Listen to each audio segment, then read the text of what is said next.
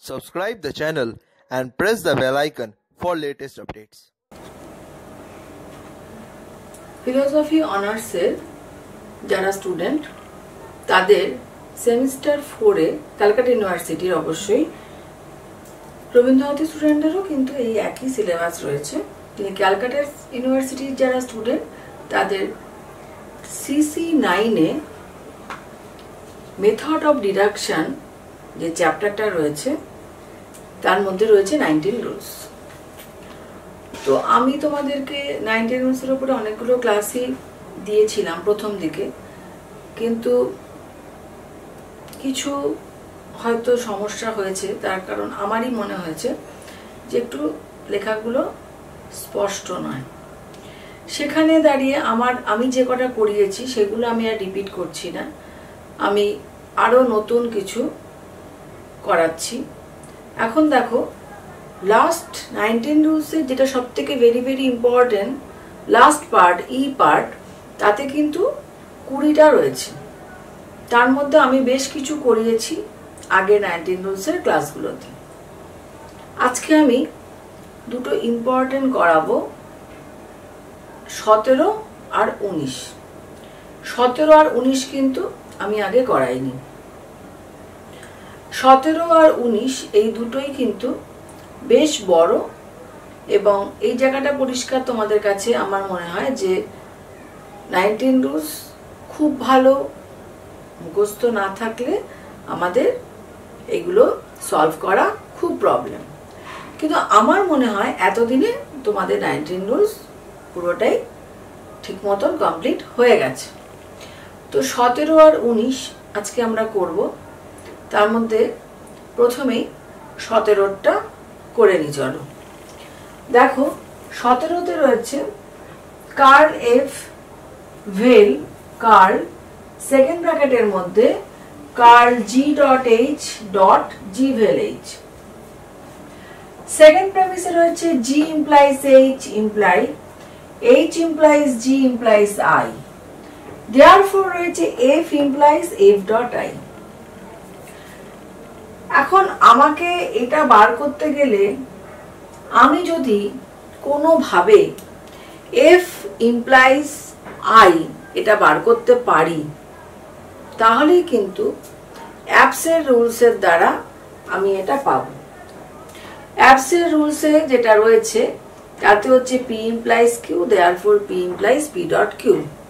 তাহলে দেখো আমি যদি কোনো উপায়ে এফ ইমপ্লাইজ আই কে বার করতে পারি, এটা যদি আমি কোনো উপায়ে বার করতে পারি, তাহলে আমি অ্যাবসের রুলসের দ্বারা এটা পেয়ে যাব।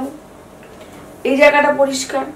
তাহলে এখন চিন্তা করতে হবে যে আমি এফ ইমপ্লাইজ আই কিভাবে পাবো। দেখো এফ এখানে আছে, আই এখানে আছে, কাজে আমাকে এই দুটোর মধ্যে কিছু আমাদের অ্যাপ্লাই করতে হবে যার দ্বারা আমরা এই এফ আর আই কে একসাথে আনতে পারি। বোঝাতে পারলাম যে আমরা ব্যাক ক্যালকুলেশন করে আমরা কিভাবে যাব, এটাকে বলে ব্যাক ক্যালকুলেশন, কারণ অ্যান্সার দেওয়াই রয়েছে। তাহলে আমাদের টার্গেট হচ্ছে এফ ইমপ্লাইজ আই কে আমাদের যেভাবে বার করতে হবে, এবং সেটা অবশ্যই আমি পাবো আমার মানে যতটুকু মনে হচ্ছে এইচএস এর দ্বারা। তাহলে এইখানে এফ রয়েছে, এখানে আই রয়েছে, তাহলে আমাদের এই দুটোর মধ্যে কোনো ফাংশন আছে যার দ্বারা আমরা এফ ইমপ্লাইজ আই কে বার করার চেষ্টা করব। এখন দেখো এখানে 2 নম্বরে যদি আই কে একটু বার করতে হয়, তাহলে 2 নম্বরে দেখো পি ইমপ্লাইজ কিউ ইমপ্লাইজ আর, এটাকে ধরলাম পি ইমপ্লাইজ কিউ ইমপ্লাইজ আর। কোন ফর্মুলা? এটা হচ্ছে এক্সপোর্টেশন ফর্মুলার একটা পার্ট। তাহলে কি পাবো? G implies H dot H implies G, এটা কি ধরলাম P dot Q implies R. তাহলে এক্সপোর্টেশনের ফর্মুলা কি আছে দেখো, P dot Q implies R, তার থেকে আমরা পাচ্ছি P implies Q implies R. ঠিক আছে, এটা যদি আমরা ব্র্যাকেট করি তাহলে কি পাবো, পি ডট কিউ ইমপ্লাইজ আর, পি ইমপ্লাইজ কিউ ইমপ্লাইজ আর। দেখো ফর্মুলাটা পেয়ে গেলাম। তাহলে আমরা কি করলাম, 2 এর এক্সপোর্টেশন করলাম। তাহলে আমরা এখানে লিখব কি, 2 এর এক্সপোর্টেশন। ঠিক আছে, এবার আমরা মুছে দিই।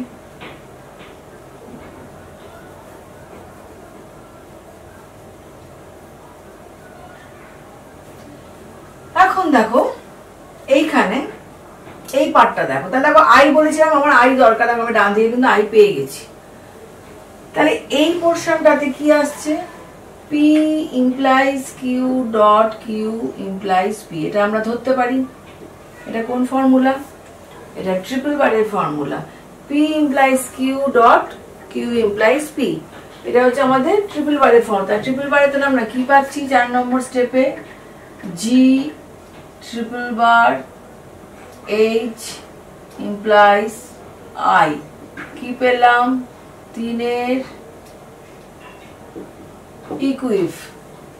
তাহলে 3 এর ইকুইভ্যালেন্ট কিভাবে পেলাম, P implies Q dot Q implies P, P triple বার Q, এটা হচ্ছে P ট্রিপল বার Q। তাহলে P ট্রিপল বার Q এর ফর্মুলা বার করে দেখে নাও, তাতে আছে P implies Q dot Q implies P। এইবার এটা আমরা মুছে দিলাম। তাহলে আমি বলেছিলাম যে হয়তো এইচএস হতে পারে, দেখো তাহলে আমরা একটা পার্ট কিন্তু পেয়ে গেলাম। তাহলে সেকেন্ড যে প্রেমিস তার দ্বারা আমরা একটা জায়গায় এসে এবার আমরা ছেড়ে দিলাম। এবারে আমরা প্রথম প্রেমিসটা নিয়ে কাজ করব। প্রথম প্রেমিসটাতে কি আছে, 5 নম্বর স্টেপে এই টোটাল যেহেতু নেগেশন ভেল আছে, নেগেশন ভেল থাকলেই আমরা কি করতে পারি, ইমপ্লিকেশন করতে পারি। তাহলে ইমপ্লিকেশনের ফর্মুলা কি, P implies Q, therefore curl P vel Q। তাহলে P implies Q triple bar curl P vel Q, এখানে আছে কার্ল P ভেল Q, তার থেকে আমরা পেতে পারি P implies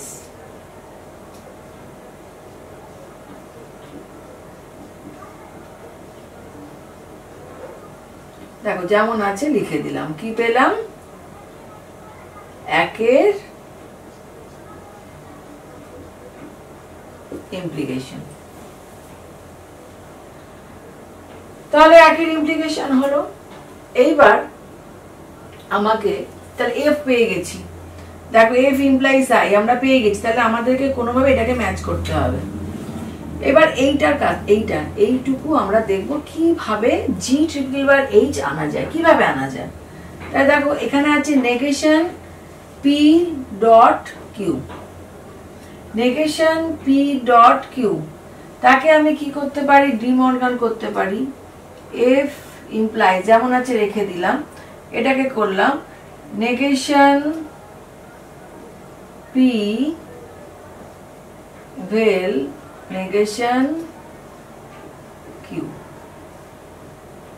আচ্ছা কিভাবে এলো আমি একটু বুঝিয়ে দিই।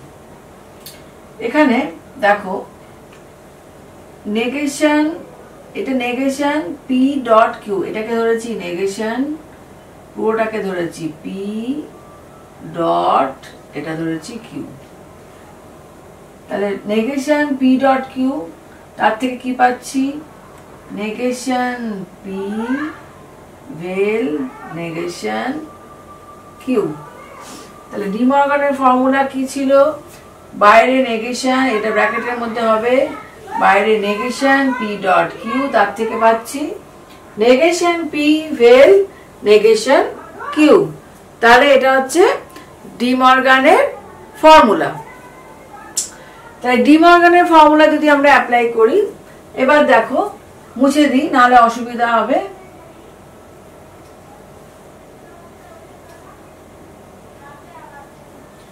তাহলে আমরা করলাম 5 এর ডিমর্গান। এইবার এই যে পার্টটা পেয়ে গেছি, এই যে পার্টটা পেয়েছি, এইখানে দুটো নেগেশনকে তুলতে হবে। তাহলে কি পাবো, ডিএন করতে হবে। তাহলে G dot H vel curl G vel H, তাহলে কি করলাম, 6 এর ডিএন, 6 এর ডিএন করলাম। এইবার 8 নম্বর স্টেপে আমি কি পাচ্ছি, এটা যেমন আছে এটাকে রেখে দিলাম G ডট H ভেল এইটার থ্রু ডিমর্গান করবো কার্ল পি ভেল কিউ তার থেকে পাবো curl p dot curl q তাহলে কি পেলাম কার্ল পি ভেল কিউ তার থেকে curl p dot curl q তাহলে কার্ল জি ভেল এইচ তার থেকে পাচ্ছি কার্ল জি ডট কার্ল এইচ কোন রুলস এর দ্বারা ডি মর্গান তাহলে কি লিখবো 7 ডি মর্গান এইবার দেখো ট্রিপল বারের যে ফর্মুলা ছিল আমাদের কি formula p dot q vel curl p dot curl q এটা আমাদের ট্রিপল বারের ফর্মুলা তাহলে 9 নম্বর স্টেপে আমরা কি পেয়ে গেলাম পি ইমপ্লাইজ জি ট্রিপল বার এইচ এটা মুছে দাও তাহলে জি ট্রিপল বার এইচ কি পেলাম 8 এর ইকুইভ্যালেন্ট 8 এর ইকুইভ্যালেন্ট তাহলে আমাদের টার্গেটই ছিল যে আমরা এরকম একটা কিছু প্রেমিস বার করব দেখো বার করে ফেলেছি P implies Q Q implies R therefore p implies r তাহলে কি পেলাম আমরা 9 আর 4 9 4 এর এইচএস 9 4 এর এইচএস তাহলে আর একটা স্টেপ বাকি তোমরা দেখতে পাচ্ছো আর একটা স্টেপ বাকি দেখা যাচ্ছে কি পেলাম f implies i কিভাবে পেলাম f implies i দেখা যাচ্ছে f implies i হচ্ছে p implies q q implies r therefore p implies r এইবার 11 নম্বর স্টেপ যেটা রয়েছে 11 নম্বর স্টেপে হচ্ছে p implies q p implies q তার থেকে আমরা বলেছিলাম f implies i তাহলে আমরা f implies i তে পেয়ে গেছি তাহলে এখন আমরা আর কি করব শুধু অ্যাপস তাহলে আমরা 11 নম্বর স্টেপে করব f implies f dot i তাহলে 10 এর অ্যাপস ঠিক আছে তাহলে দেখা যাচ্ছে বোর্ডে দেখো f implies f dot i তাহলে কি দাঁড়াচ্ছে যে f implies i যেটা আমরা টার্গেট নিয়েছিলাম যে f implies i তার থেকে আমরা কি পেলাম f implies f dot i মানে 10 এর অ্যাপস তাহলে 17 নম্বরটাতে আমাদের 17 নম্বর কমপ্লিট করলাম এখন আমরা 19 নম্বরেরটা করব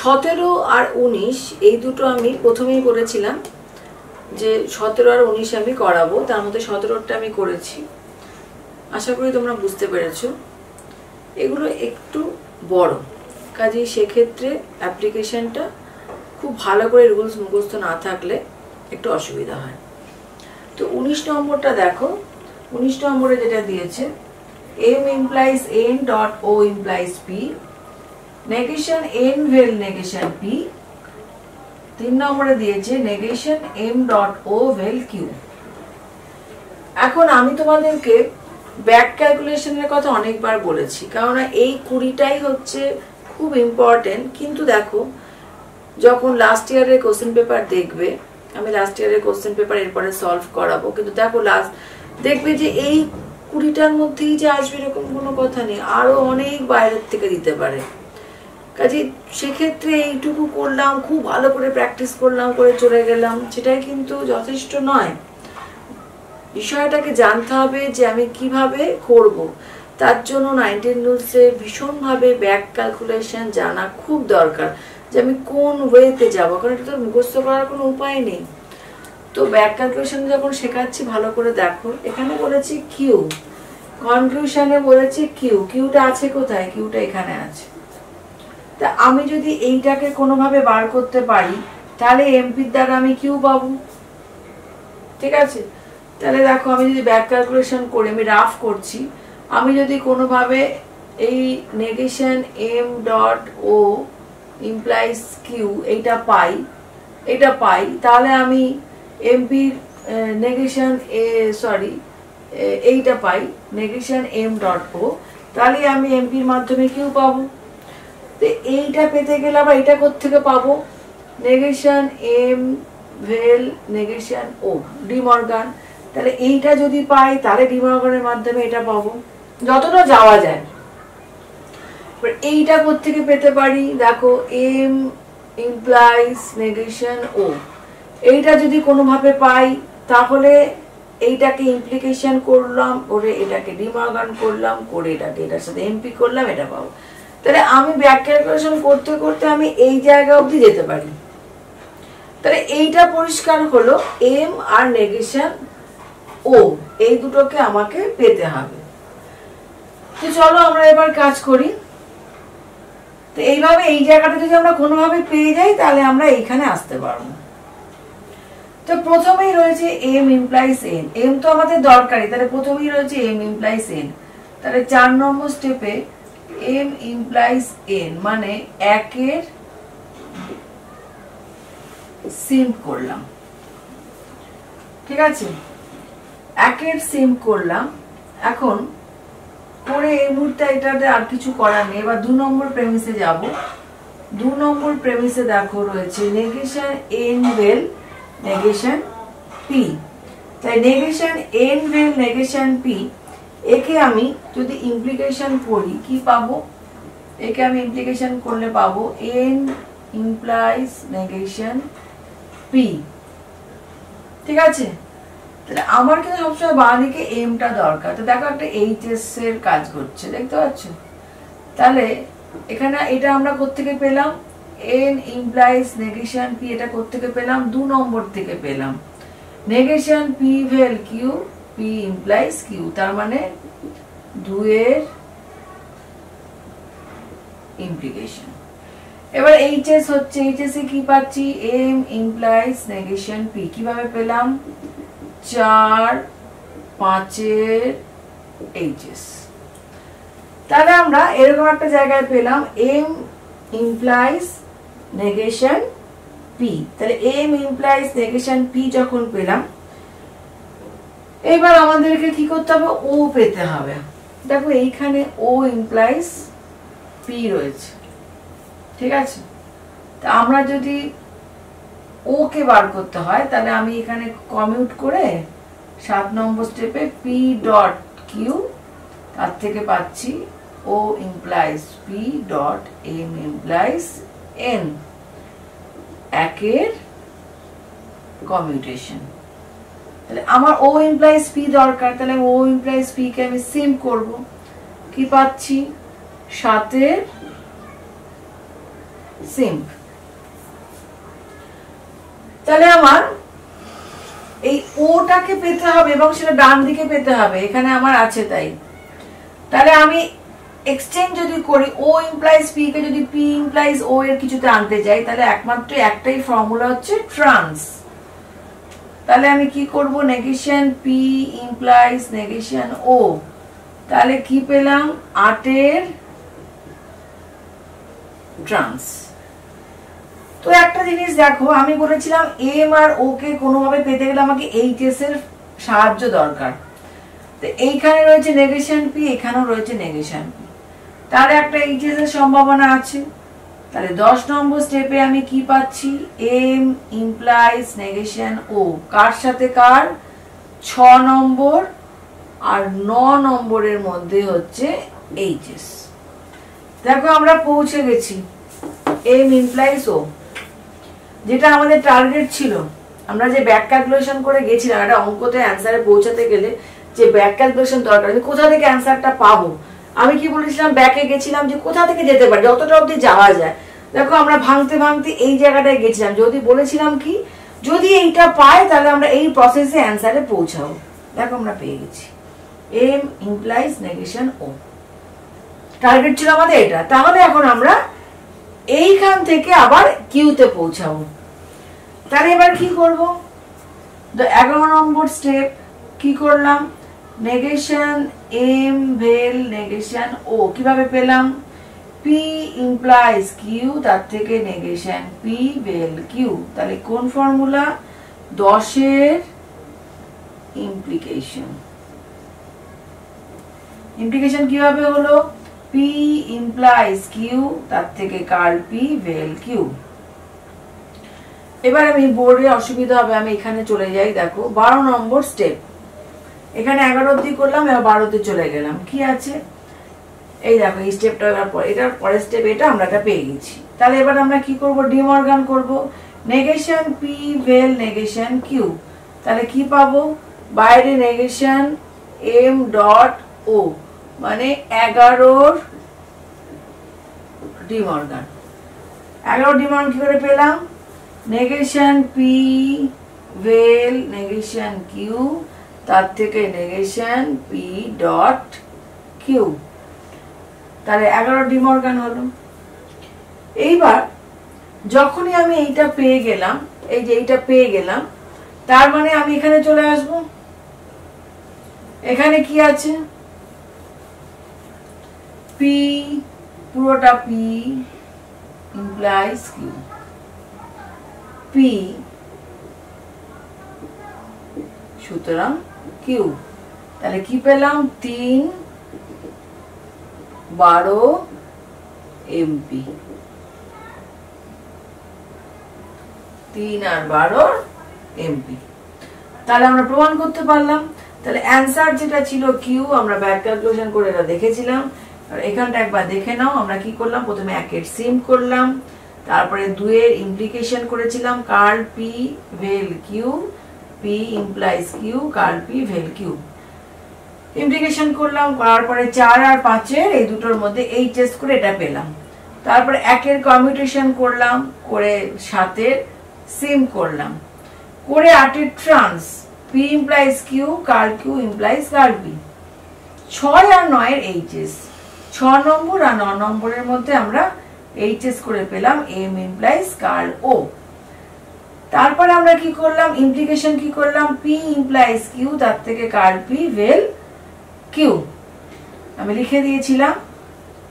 এইবারে এটার আমি ডি মর্গান করলাম।